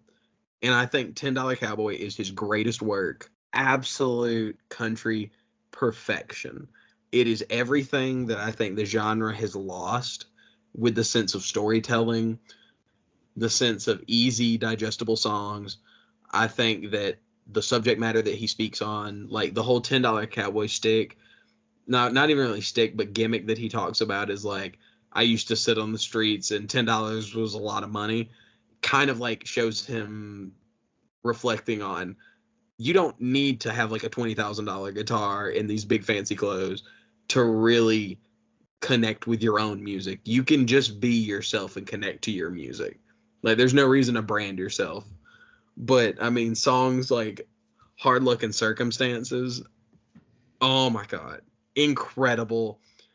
Good at Losing is just so good because the mix on this album, and I'm a sucker for it. If everything is so well balanced and everything is just smooth and I'm just like riding in the car and I'm just vibing out, that's a good mix. If nothing's like poking out at me, then I think it's a good mix. But when you listen to Good at Losing and it breaks away and you hear the of the clavas in the background that are super far in the distance, oh, that was the moment where I was like, this album is like sheer perfection. Yeah. And I mean, every song, it sits at 12 songs for 39 minutes. There is not 1 second on this album that is not just pushing this record to be the best. And I think it's a very important album in country music right now because it is from a half Jewish, half German artist. Oh, eclectic. And I think in country music, being a predominantly male white field, it is like kind of out of left field to see this and to be as successful as it is, because Charlie Crockett has been cutting his teeth for like almost 2 decades. Like, he has been at it, but he just now has gotten to where he can play bigger venues. And I think everybody should listen to this album. Best album of the year. Number one, $10 Cowboy, Charlie Crockett. Yeah. Since that was your suggestion last week, I will save my thoughts for it when we get to it. But I will say I enjoyed myself listening to it. That's what I'll say. But moving into my number one album of the year, a long anticipated album for me anyways, and I didn't think it would actually be my number one album of the year. I'm surprised that it is, but Only God Was Above Us by Vampire Weekend is my favorite record of the year. Really? Are you giggling like in a serious way or like a jokey way? Like, no, like I just never would have expected that to be your number one. I love this album. I eat, sleep, and drink this record, personally. That's a bit much, but I didn't think I would actually be saying that about this album, but like it rivals some of their best material, honestly. It's a chaotic album. It sounds like messy, but it is so well realized and so well produced. And it perfectly captures like living in an era where there's not much that you can judge because really like the whole theme of the album is just like uprising, there's rebellion, there's tension between all of us. The only thing that stands between us and heaven is the big man looking at us and our deeds and our acts. And maybe I'm assigning too much philosophy to the, a simple alt album, but like it's a hopeful album. It's a youthful album. It's a tragic album in so many ways, but there's so many moments that when I hear it, I just get lost. Again, I get lost in that mix. I get lost in that album.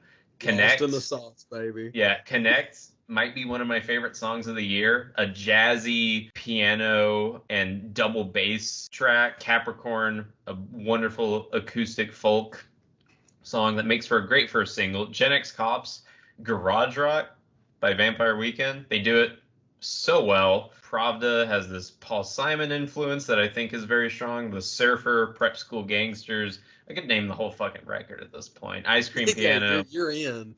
This is just an album that just speaks to me at the exact moment that it is coming out.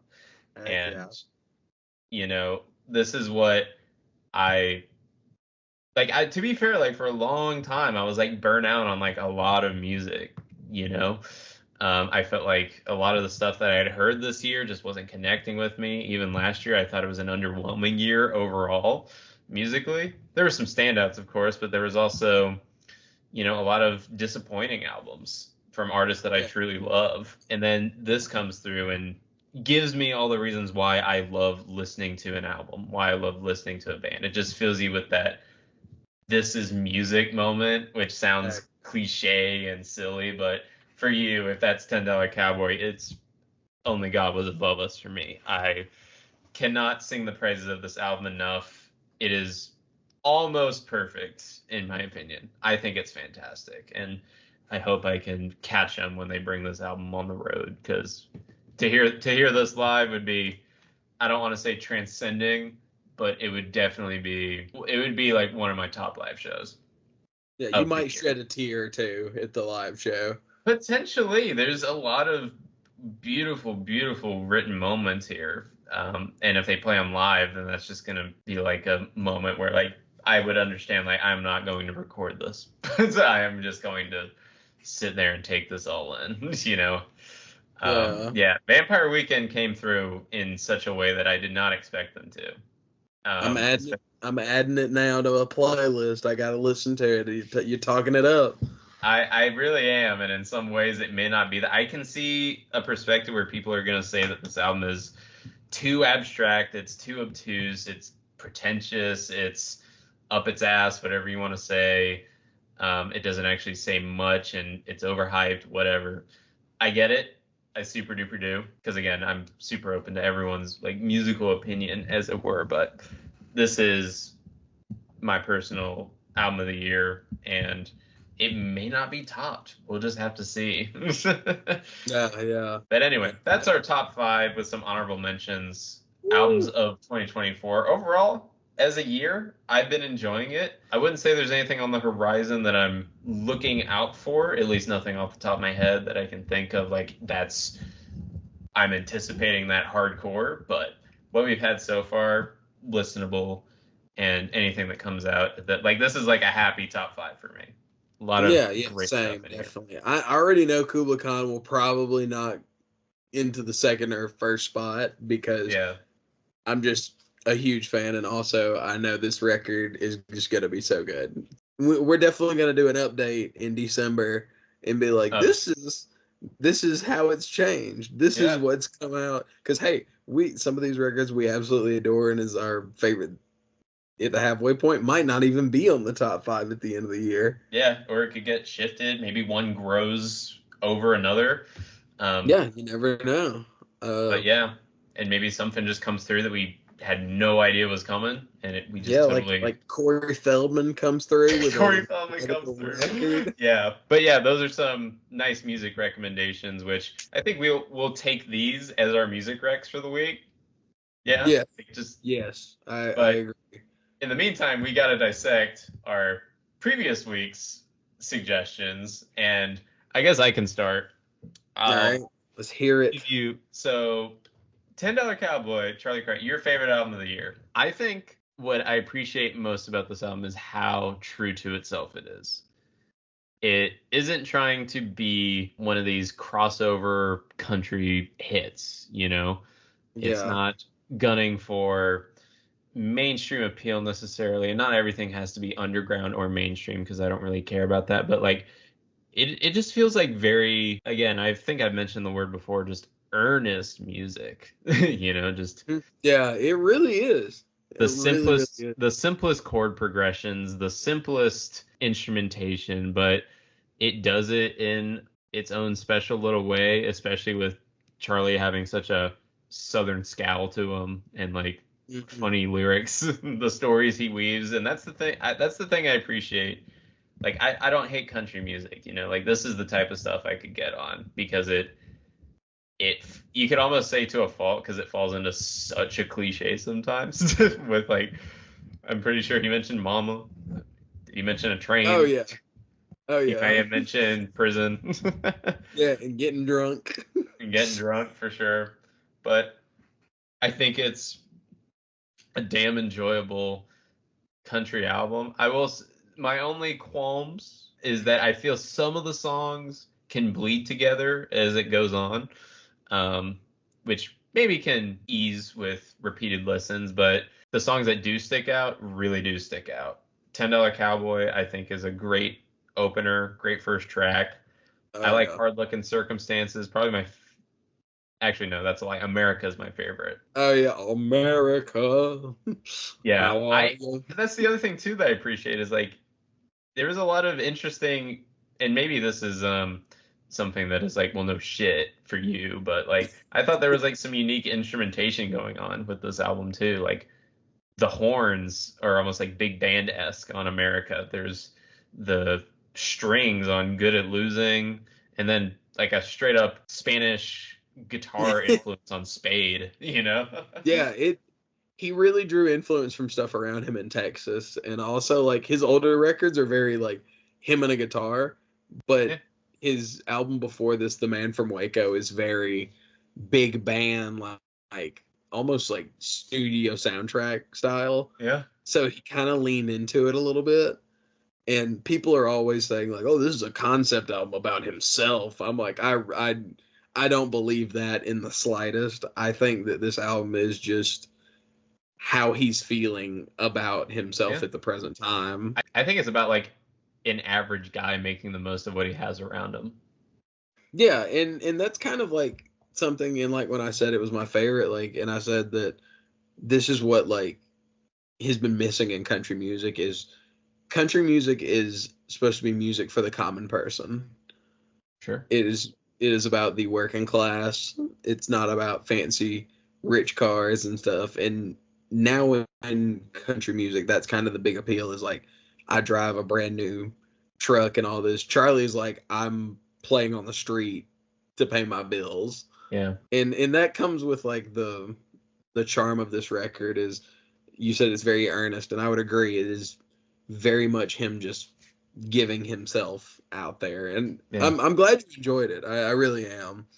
Yeah, and again, I think I would throw this on for like a long drive. Like if I was road tripping, this would be an enjoyable one to throw on again. I heard it a couple of times. Like Solitary Road has no reason to be as hard as it is. Oh yeah, so it's like almost practically a rock song in disguise. But yeah, I really enjoyed it. I couldn't like assign a rating to it or necessarily, but I appreciate the recommendation for like a true, like honest to God, like country album that doesn't try to do anything other than what it sets out to do. So yeah, $10 Cowboy, Charlie Crockett. I don't know if I wouldn't say I love it as much to put it at my number one or anything, but I would say it was an album that I thoroughly enjoyed and would probably even give like an honorable mention to when the year's said and done, you know.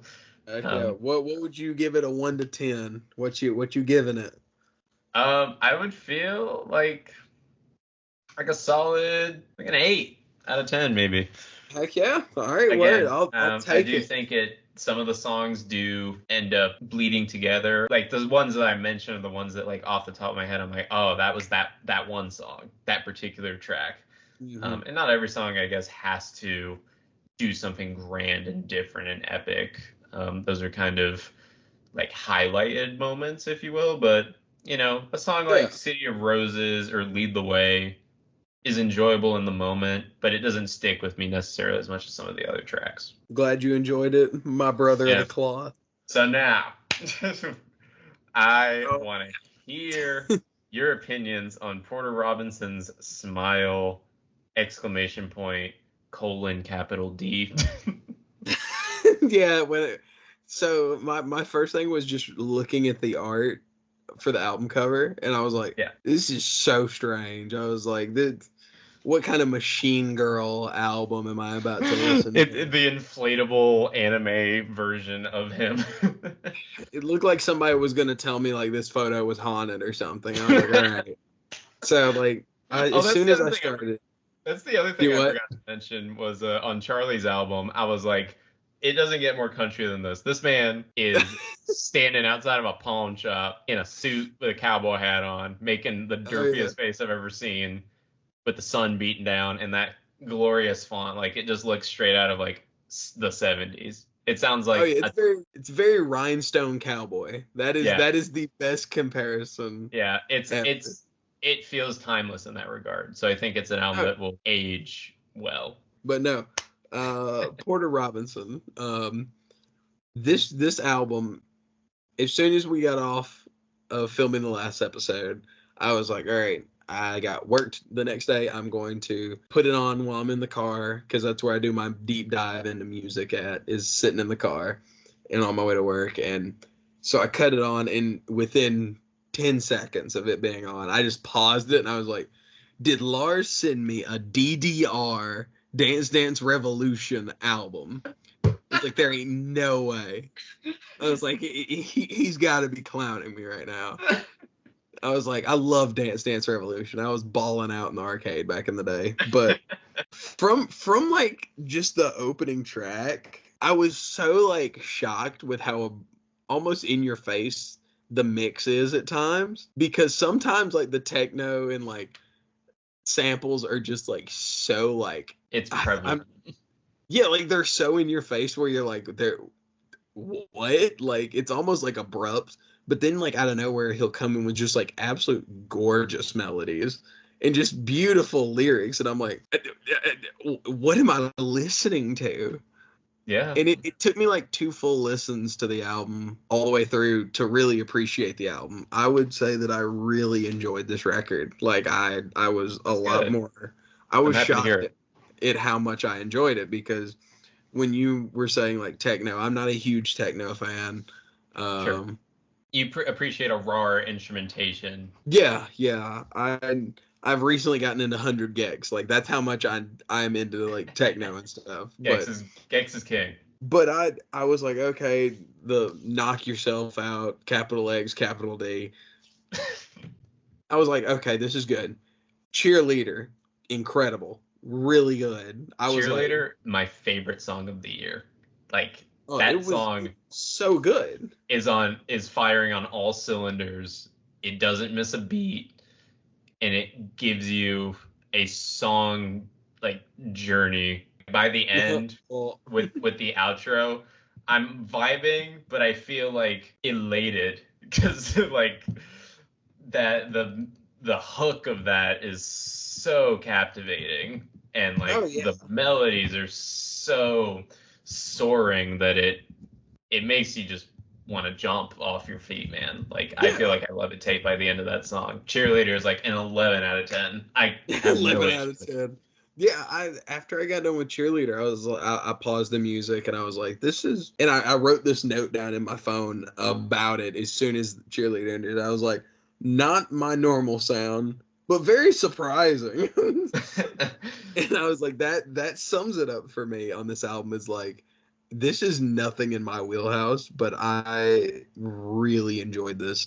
There was 2 very noticeable notes for me in this album that I was like, I've got to ask Lars if he realizes what this is.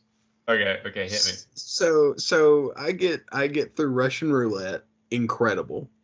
Russian Roulette is the standout song for me on this album.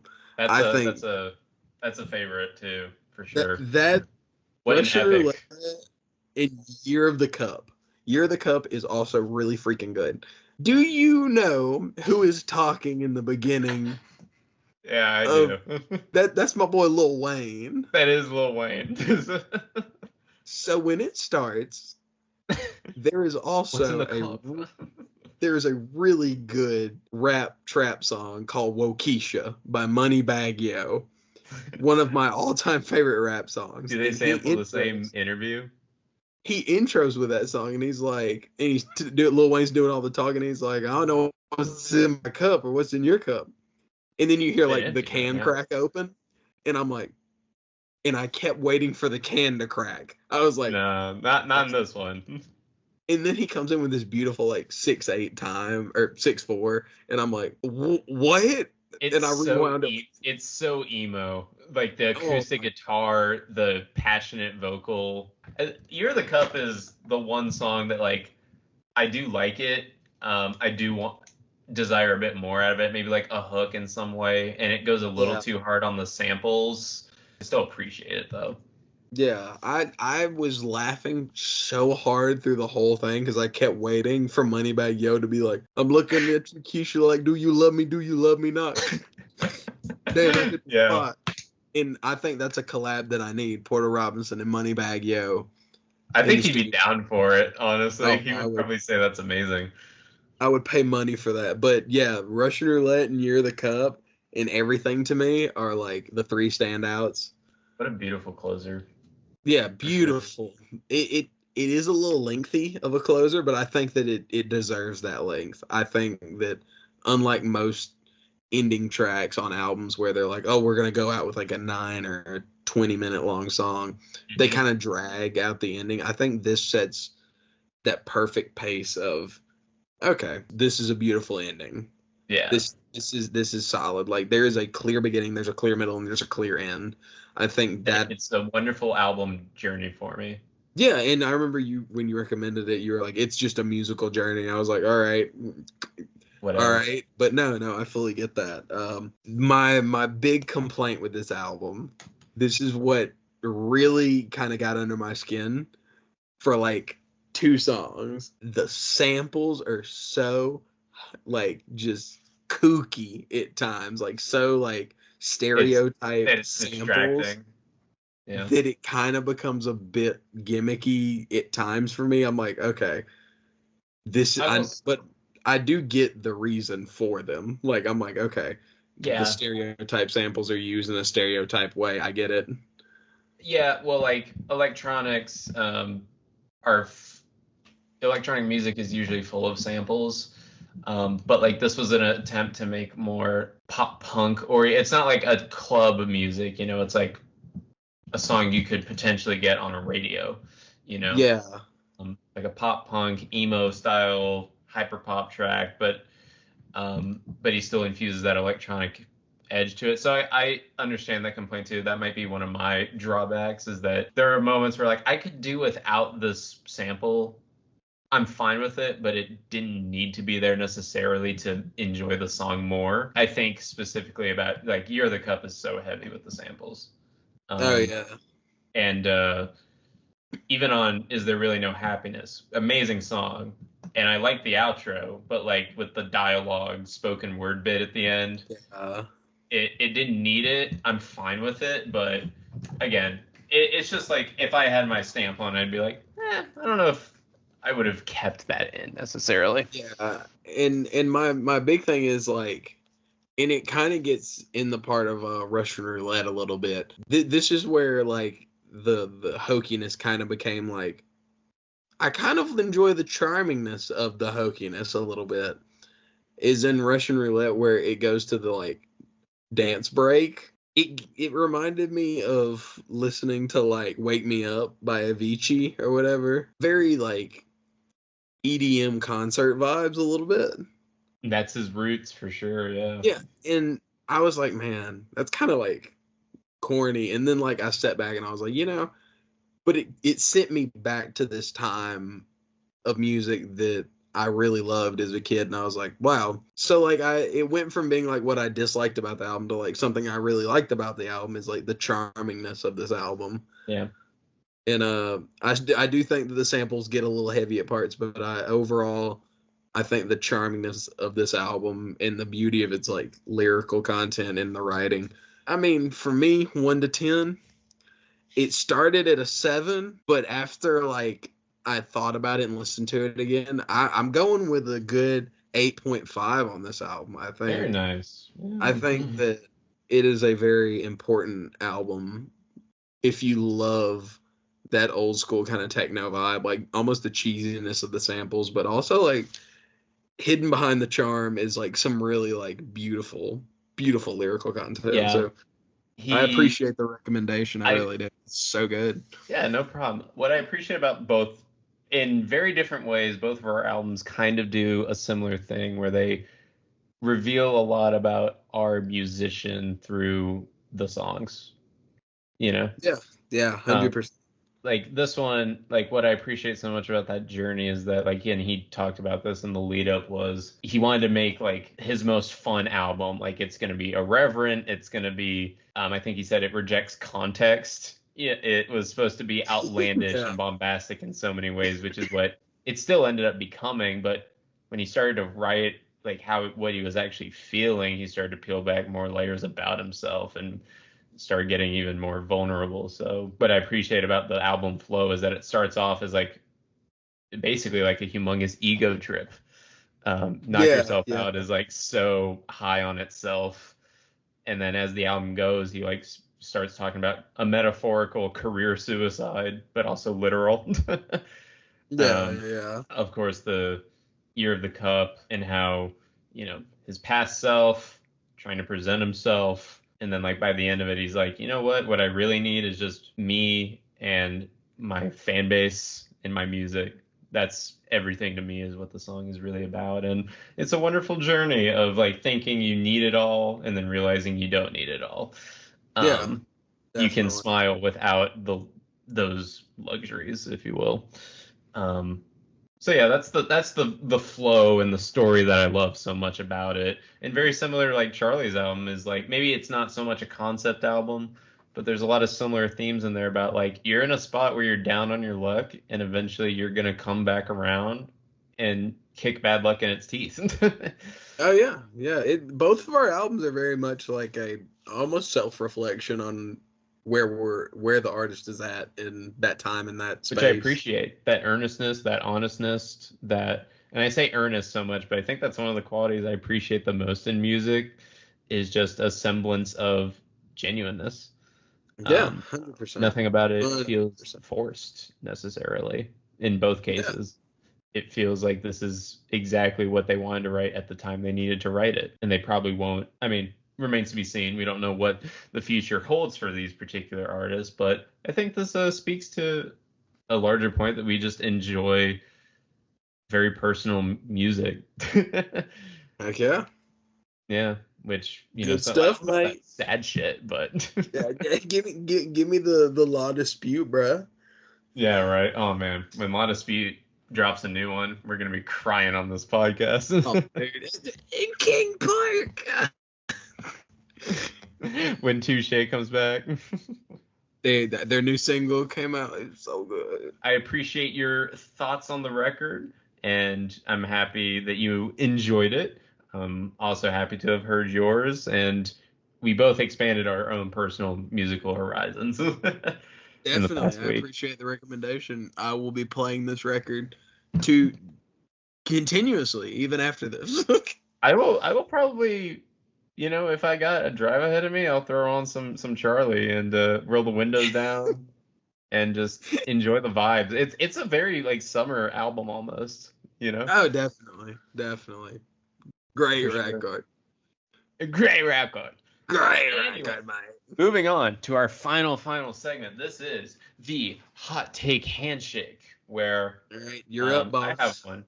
Do you have one, or do I have one? You're up this time. I'm up this time. Basically, what we're gonna do is I'm gonna come through with a hot take of my own, and we will shake on it. And if Trenton disagrees with me, we can hash it out. And if so, then we can just wrap it up there and be like, job well done, sir. But, so very much in theme with our main topic that we discussed about live bands and versus record. I'm here today to tell you. Here we go. All right. I don't think Red Hot Chili Peppers are a particularly good live band. I agree. Let's go. As somebody who has seen them live, I can agree. I've seen them twice, both with Josh Klinghoffer, John Frusciante. So the guitarist is out of question at this point. They are kind of almost in a jam band way, but they're so mainstream that they can't really do an extended jam for people because people want to hear the hits. They're kind of stuck in this purgatory of wanting to do goofy on stage like jams, but also having to cater to the audience that's here to hear Other Side and Give It Away and Californication and By the Way and all that stuff, you know? Oh yeah. No, I see them as one of those bands that they are so good. I love the Chili Peppers. Chad Smith, the drummer, is also known as Will Ferrell, is one of my all-time favorite drummers. Chad Smith, I steal so much from him. And Flea, the bass player, freaking great. They have one of the best rhythm sections in music today, in my opinion. Sure. But they don't capitalize on that. They could do some incredibly long, great songs, but I think that they have worked themselves so far into a corner, and when they play live, and the reason I agree with you, when I saw them live, the first 15 minutes of the set was Flea, Frusciante, and Chad jamming. It was so good, but the crowd was borderline booing. It was because they were like, play Dana, California, and they're just playing funk music, and everybody's like, right. What is this? Is this Californication? I feel like them live, my dad, when I first saw them, he warned me. He was like, so when you see them, they're gonna get kind of goofy. 100% goofy. And I was like, what do you mean? And it was like, they fuck around a lot. And I know what he means after I saw them, which I don't think they're bad necessarily.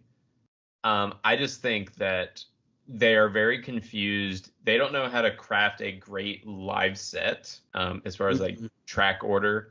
And they also do not know how to maintain momentum, and they will often shoot themselves in the feet.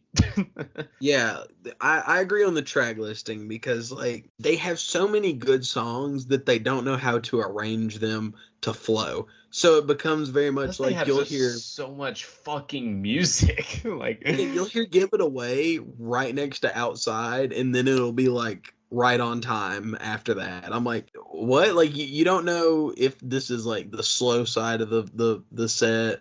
You don't know if this is the fast side. It just becomes a kind of a jumbled karaoke night. Yeah, in a lot of ways. And God bless them. They're so talented as musicians and songwriters. I will give them their flowers any day of the week. They're a good band. Oh, yeah. They've proven themselves. They don't have much to do anymore as far as convincing the world of the credentials, basically. So they can tour forever, and which they probably will, because they look great for their age. But yeah, they do.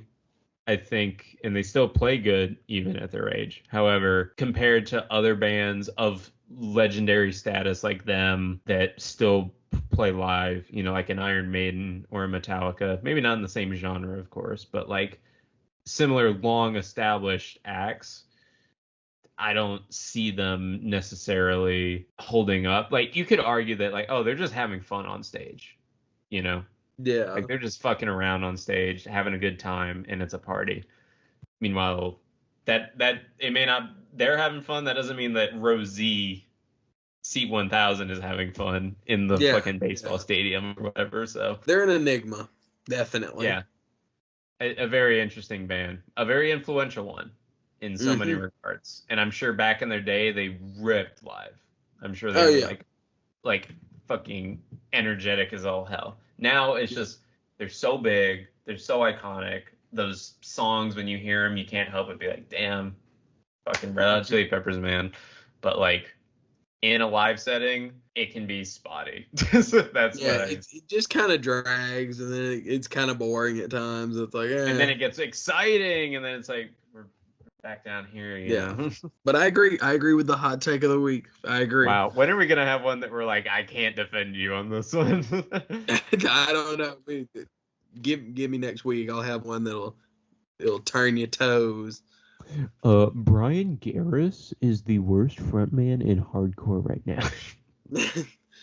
Weezer's new album is better than anything they've ever. I can't even say that. Actually, I lied. That Porter album sucks. Porter Robinson's actually dog shit. That hurt my feelings. This album actually blows. God. But yeah, I agree, brother, and I think that's a good place to come winding down. This was a lengthier episode than the debut, but I enjoyed it. I had a good time chatting it up with you, my man. Talking about some music, talking about live shows. It's another fine episode. And again, we're establishing how much fun it is to just sit back and just chat it the fuck up.